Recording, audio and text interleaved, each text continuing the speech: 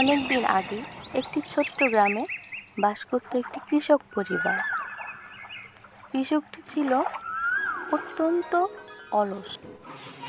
এত বেলা হয়েছে, এখনো পড়ে পড়ে ঘুমোচ্ছ? তোমার সাথে যেদিন থেকে আমার বিয়ে হয়েছে সেদিন থেকে খেটেই মরছি। তোমার মতো এত অলস আমি আর একটাও দেখিনি। পুরুষ মানুষ কোথায় কাজে যাবে তা না, সারাদিন পড়ে পড়ে ঘুমোয়। কথাগুলা কি যাচ্ছে কানে? ভাত বেড়ে রেখে গেলাম, উঠে ভাত খেয়ে নিও। আকাশটাও মেঘলা মনে হচ্ছে, বৃষ্টি পড়লে বাহিরে কাপড় আছে, কাপড়গুলো তুলে রেখো, আমি কাজে গেলাম। তারপর ললিতা রোজকার মতো জমিদার বাড়ি কাজে চলে গেল। সালাম কর্তামা, আজ কি রান্না করব? ঝটপট বলে ফেলুন দেখি। কি ব্যাপার ললিতা, বরের সাথে ঝগড়া করেছিস নাকি? মন মেজাজ খারাপ মনে হচ্ছে। আর বলবেন না কর্তামা, বরটা শুধু পড়ে পড়ে ঘুমোয় আর খায়, একটা কাজ করে না।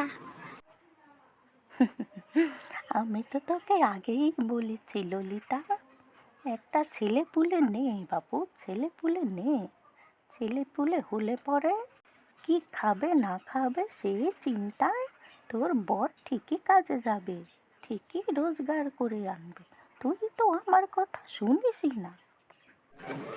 আপনি যাই বলুন গিন্নিমা, আমি এই লোকের সাথে সংসার করছি। আমি জানি এই লোক কোনোদিন শুধরাবার নয়। তাকে বুদ্ধি করে কৌশলেই আমাকে কাজে পাঠাতে হবে। একটা কিছু ভাবতে হবে আমাকে, দেখি কি করা যায়।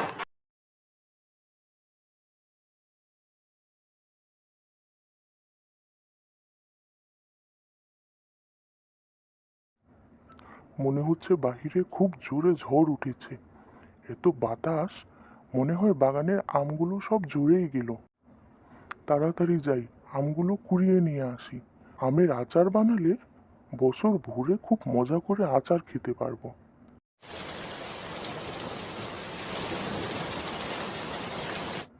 আরে বাহ বাহ, এত আম পড়েছে! তাড়াতাড়ি আমগুলো কুড়িয়ে নেই, নয়তো অন্য গ্রামের ছেলেপেলেগুলো আমগুলো সব নিয়ে যাবে। হয়েছে হয়েছে, মেলা আম কুড়িয়েছি, আর আম কুড়ালে পরে বস্তা নিয়ে বাড়িয়ে যেতে পারবো না। আজ আসুক বাড়িতে আটখুরোর বেটা, কোথায় যে গিয়েছে? ঝড় বৃষ্টিতে শুকনো কাপড়গুলো ভিজে নোংরা হয়ে গেছে, আবার আমাকে এগুলা পরিষ্কার করতে হবে। কাপড়গুলোও তুলে নি, কোথায় যে গেল? আরে আরে বউ, তুই কখন এলি? আরে এখানে বসে আছিস কেন মনমরা হয়ে? যা যা, রান্নাঘরে গিয়ে দেখ কতগুলো কাঁচা আম এনেছি, দেখ। কাঁচা আম? কাঁচা আমে কি হবে? হ্যাঁ, তোমাকে বললাম ভিজে কাপড়গুলো তুলে দিতে, ভিজে কাপড়গুলোও তুমি তুললে না। কেন কেন? বেশি করে চিনি গুড় দিয়ে আচার করে রাখবি, বছর ভরে আমি আচার খাবো।